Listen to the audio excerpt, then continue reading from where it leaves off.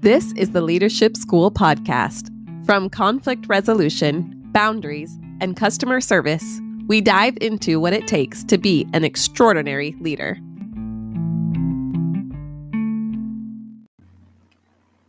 Anchor Podcast is the easiest way to make a podcast.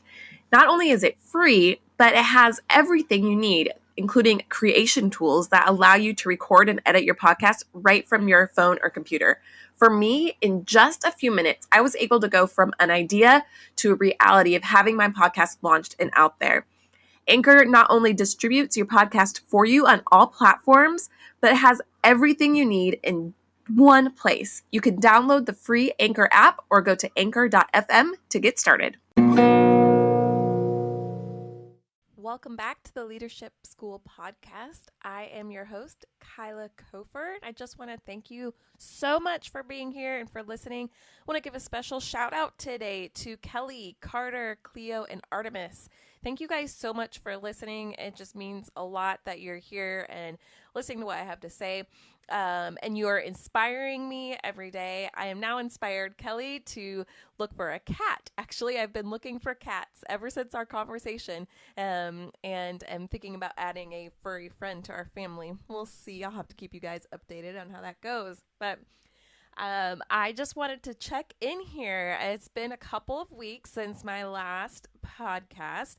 We have been busy here at our family. We've had some family in town visiting, weddings, guests, baseball games, lots of things going on, and also getting our boat on the water. So if you have been following me for any time, you have seen through my posts that we are sailors, that my husband and I, my family, we're sailors.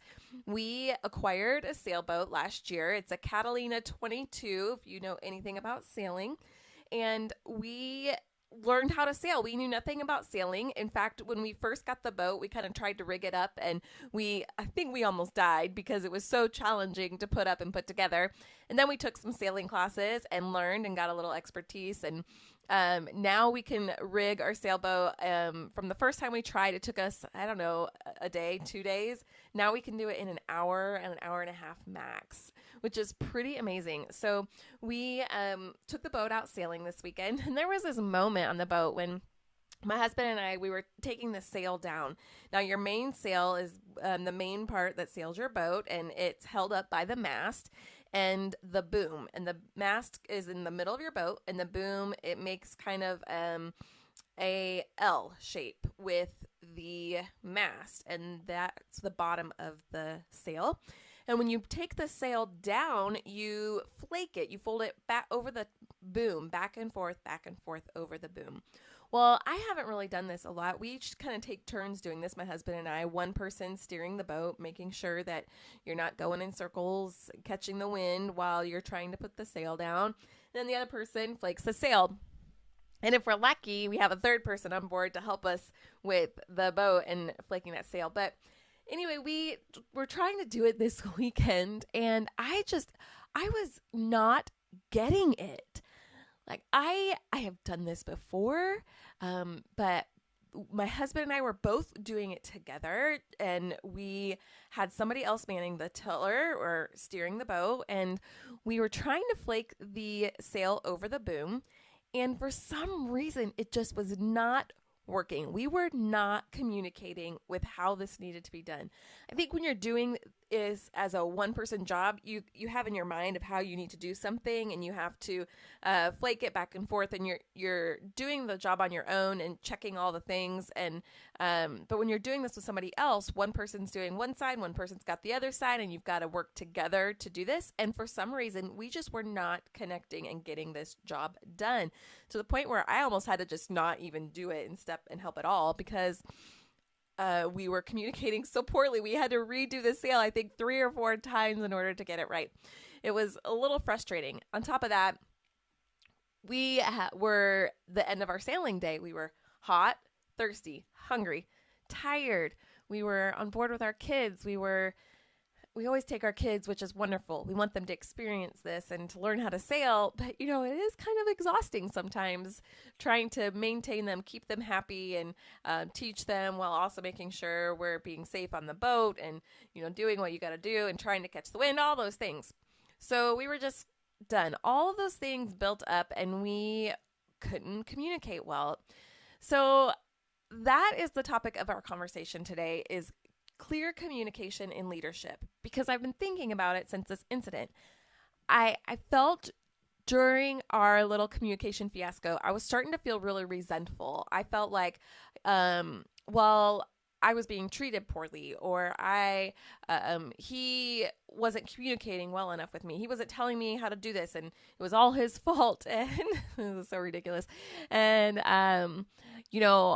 he was the problem, and he wasn't doing it right. Or, I don't know, all the things that go through your head when you're kind of frustrated and you're angry, and all those thoughts of you just want to place the blame somewhere else. And, really it wasn't either of our fault.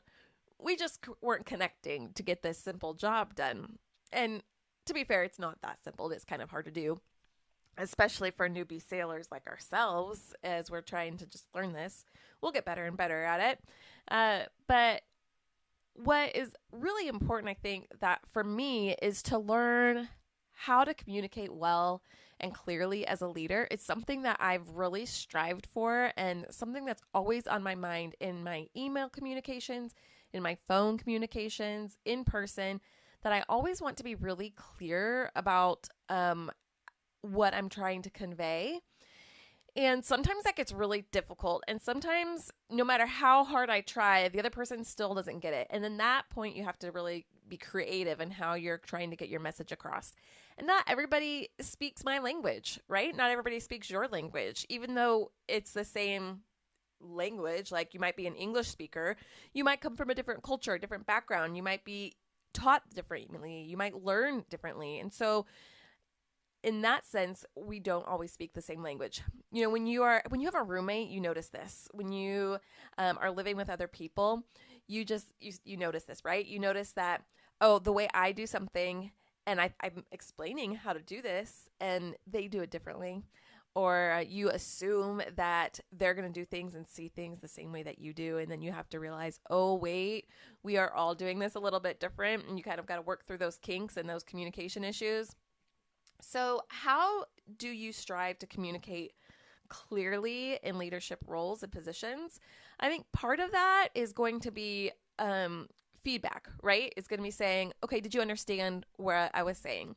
Repeat it back to me, or summarize it, or what questions do you have? And giving people the space to ask those questions and that freedom, so that people aren't worried about asking you things, comes down to being clear about saying what you mean. Don't try to beat around the bush. Don't try and make people just always feel good and happy about what you're saying. Just be clear. Just say what it is that you need to say. Being out let me say that again. Sometimes doing things like lists, numerical lists, I find help really well. If I've got 3 different points in an email, 3 different questions, I'll put them in a list. Question number 1 is this, 2 is this, 3 is this, and I'll give the topics so that somebody can reply in my email to those questions. It's very clear. Okay, here are the questions that I have. I've put them in a list form for you. You just have to reply to them. And that way I make sure that my questions aren't getting missed in long paragraph form, right? So if you do I'm really confused at how to flake the sail. I think that you do it like this. And I think, you need to pull the mast, you pull the halyard down, and then you have to put the sail back on one side and then the other side. And do you do the front first or the back first? Maybe instead of trying to explain that in paragraph form, you could say, can you do a step list for me and how to flake a sail? Like, what is the first thing that you do? Or in communicating with Chaz, we could have said, okay, who's going to do their side first? Which side are we going on first? Are we going on the left side first, then the right side? Maybe we could have said, okay, left, right, or port, starboard, or your side or my side. Something like that. How much room do you want to do? Do you want 6 inches? Do you want a foot on your side? Which side needs to be pulled tighter? You need to pull yours a little tighter. I need to pull mine a little tighter to go back and forth on the sail. Trying to talk out loud as we go and just have that verbal communication, but also respect, right? When I started feeling resentful and angry and trying to put all the blame on Chaz, it was really me saying that I didn't really respect him and his knowledge and what he was doing.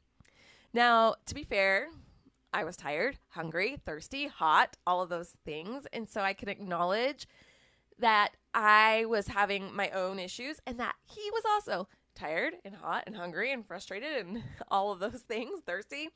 So when you put both of us in that situation, the communication is just a little bit more difficult, which means we have to make a little bit extra effort to be kind and gracious and generous toward each other in those situations.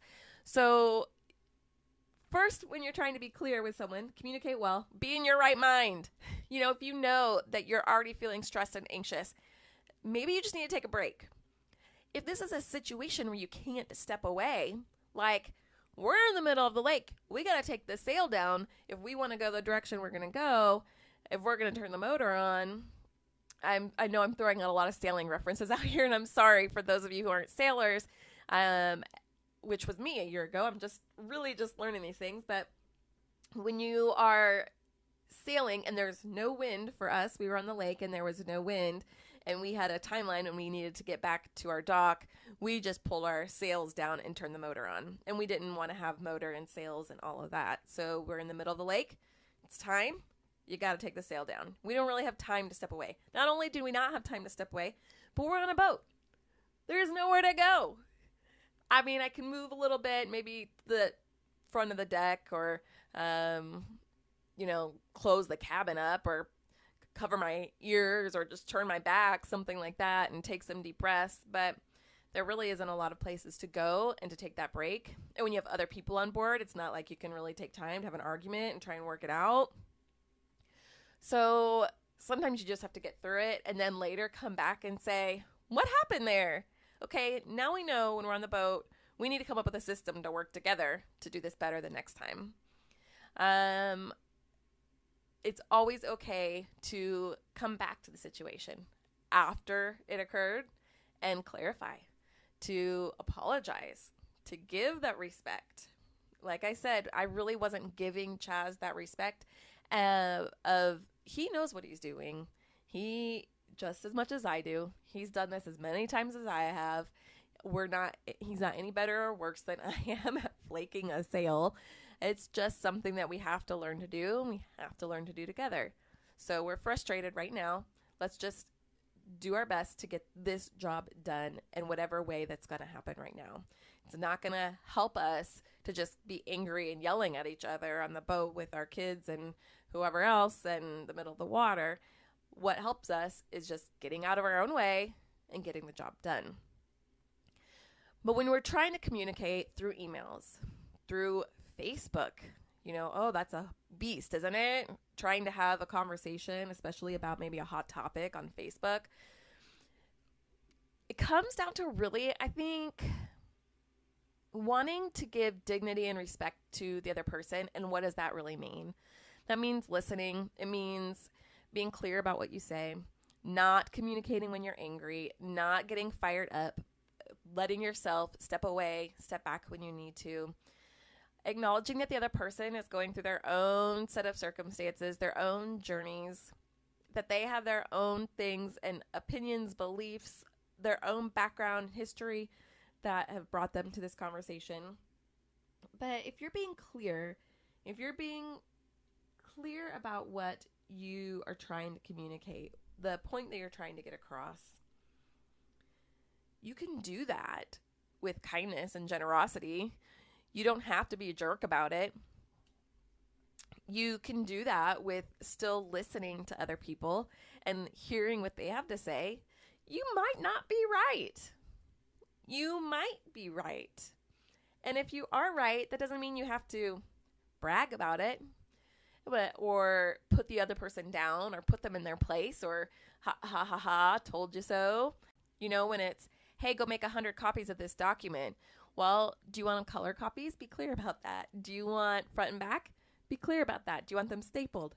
Be clear about that. Little things, details sometimes can be really helpful. Otherwise, you can be disappointed. And if you're disappointed and frustrated with somebody not following your instructions, maybe you weren't as clear as you thought that you were. So instead of getting angry at somebody for not following the instructions, how about pausing? Let's take a deep breath and go, maybe I wasn't clear, and I'm sorry for that. That's my fault. This is what I really am looking for, and I'm just looking for it in this way. And it's okay. No big deal. Let's just move on and get it done. And next time, I am expecting that it's going to be the same way. I like it this way every single time. And my favorite thing, oh my gosh, my favorite thing is when I send an email and I've listed up step-by-step instructions. Step 1, step 2, step 3. These are the things that I need from you. And then someone writes back. Inevitably, this always happens, right? Someone writes back and says, I can't even say it. Somebody writes back and asks, okay, what are the things that I need? And you go, did you read my email? Because I said steps 1, 2, and 3. So what about that was not clear? A lot of times people are so in a hurry that they're just not even reading it. I have copied and pasted emails before. I said, here, this is the information. And not being angry at people, but just understanding that they're busy too, and they probably skimmed your email. They didn't get all this stuff. If you really want someone to get especially an email or written communication, it needs to be short. It needs to be brief. If you're going to go on and on and on, they're not going to read it in this day and age. It's just not going to happen. So you need to be concise. You need to be specific, clear, to the point. And even when someone comes back and says, I'm sorry, what was the things that I'm supposed to do right after you just told them the things that you were supposed to do? Have some kindness. Just understand. Take a breath. But if they're consistently not understanding you, find a new way to communicate or ask them, hey, what's the way that you communicate well? Because I noticed that you're not seeing the instructions that I'm leaving. So do you need me to communicate a different way? Do you need phone calls instead? Should we do regular phone calls? Do we need to do texts with one question at a time instead? Do you need the instructions written a different way? What is the way that you learned them best? What is the way that you communicate well? Because I really want to learn. I want this relationships to work, and I want us to succeed here. But we're not going to succeed if you don't read my emails or if I can't communicate in a clear way with you. So what is the way that we can do that best? Find a way to work together. And people appreciate that. They'll go, oh, I'm just so sorry. I just wasn't, I've just been busy. I was on the phone when I read your email, or I was doing 10 other things at the time, or I'm really stressed out. And that's another opportunity, right? To go, okay, you're really stressed out.